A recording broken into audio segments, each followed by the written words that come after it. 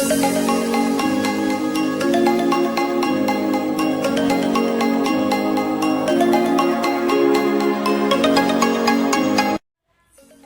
teman-teman, perkenalkan nama saya Tesalonika Angela Dumei, NIM 181011030009, jurusan Matematika, Universitas Samratulangi.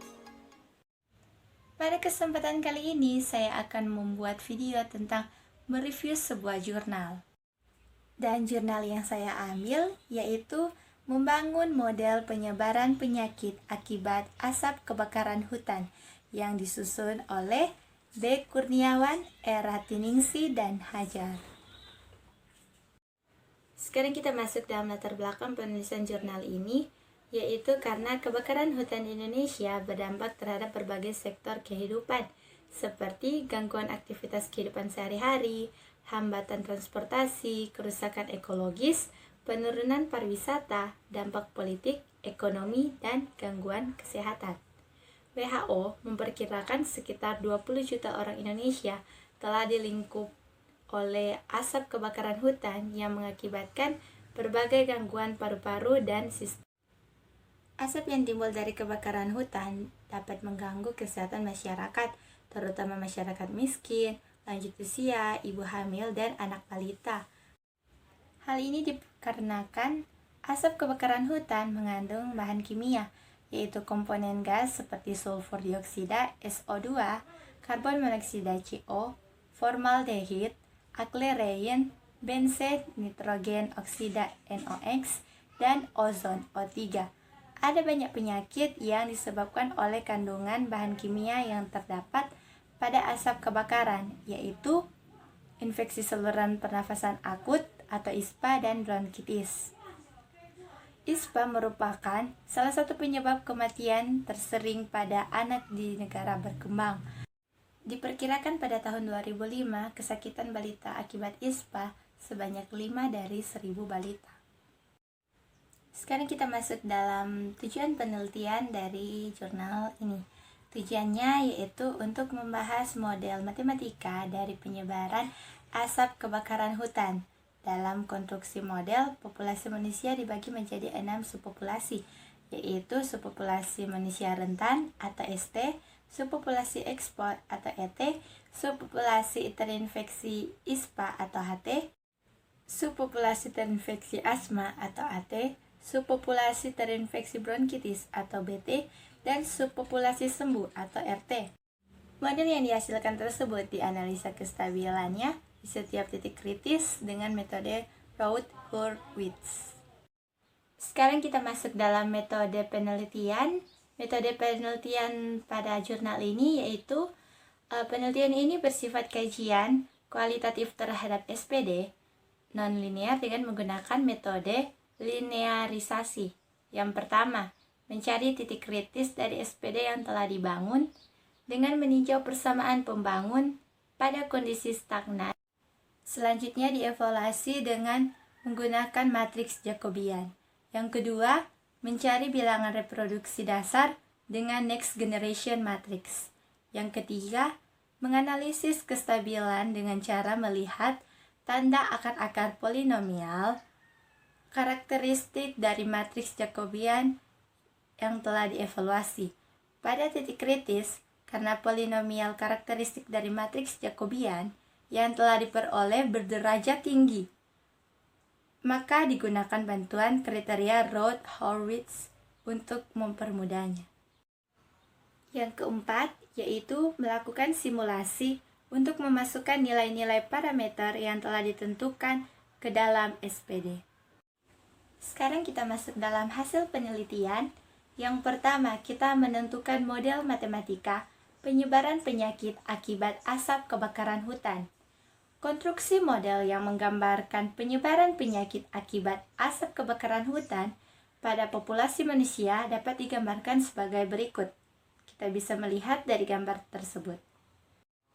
Diagram alir pada gambar tersebut menjelaskan bahwa dalam membangun model, populasi manusia dibagi menjadi 6 subpopulasi, yaitu subpopulasi manusia rentan ST, subpopulasi ekspos atau ET, subpopulasi terinfeksi ISPA HT, subpopulasi terinfeksi asma AT, subpopulasi terinfeksi bronkitis BT, dan subpopulasi sembuh RT.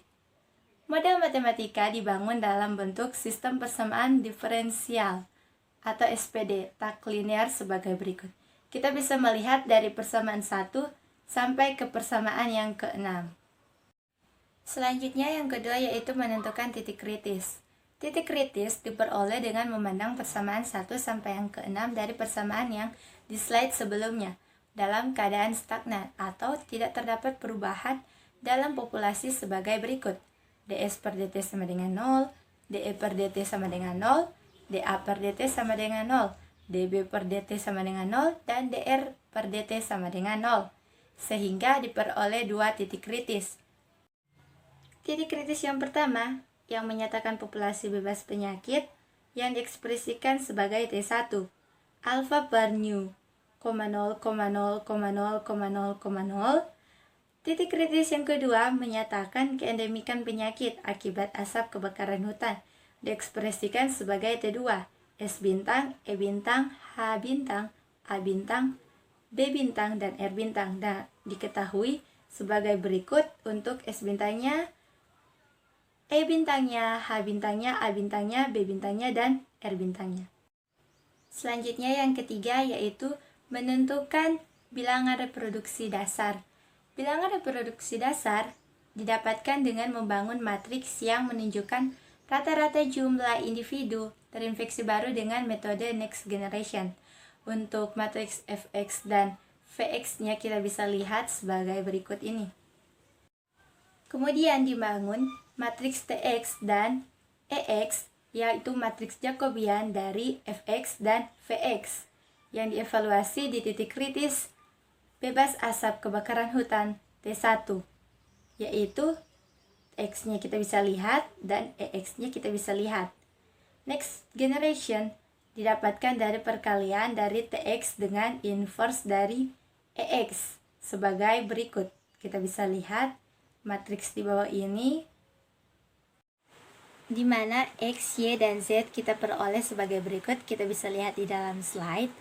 Dan nilai R0 diperoleh dengan menentukan nilai eigen terbesar dari matriks Tx kali Ex inverse, atau dapat dinyatakan dengan R0 sama dengan Rho kali Tx kali Ex inverse dikali ROH, di mana RO untuk penyakit ISPA dan ROB, di mana RO untuk penyakit bronkitis, dan sehingga diperoleh ROH dan ROB sebagai berikut.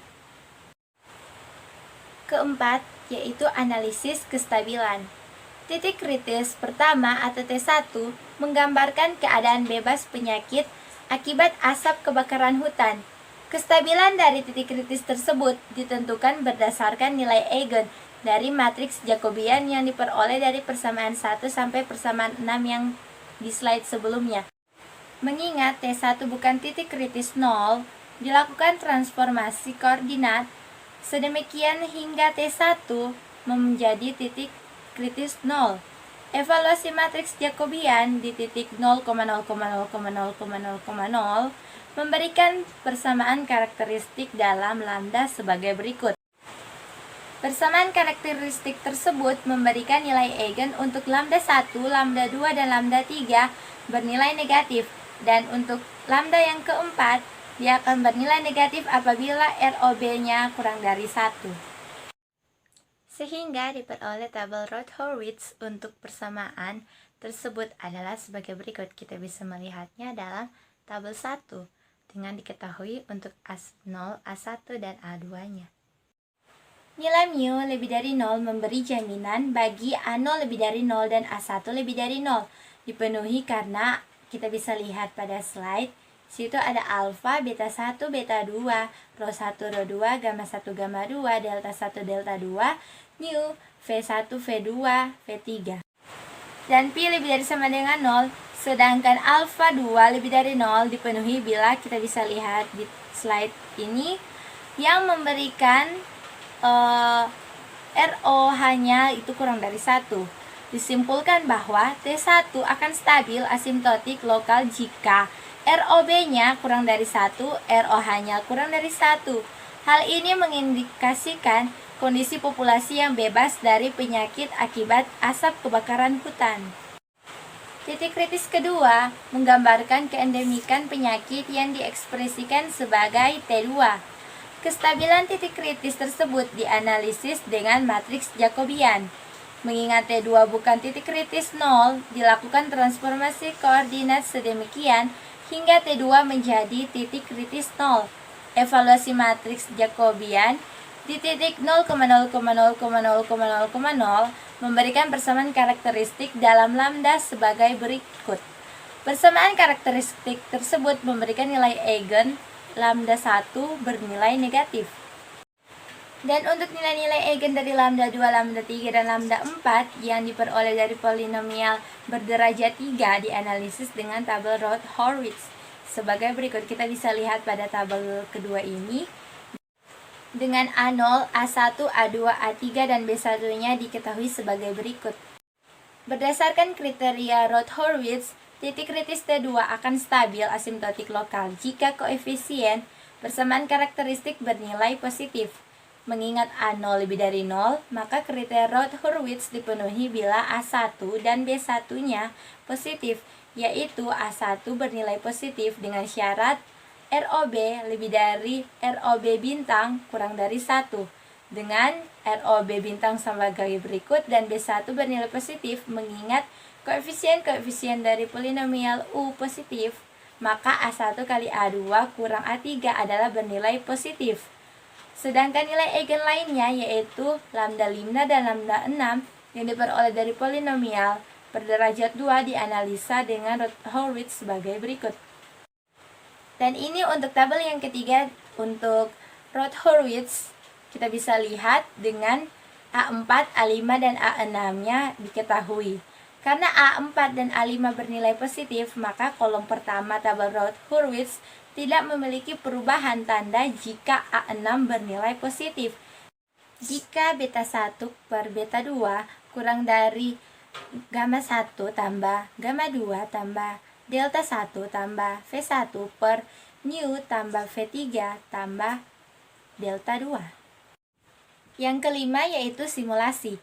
Dinamika penyebaran penyakit yang disebabkan oleh asap kebakaran hutan menggunakan model yang telah dikonstruksi pada persamaan 1 sampai yang ke-6.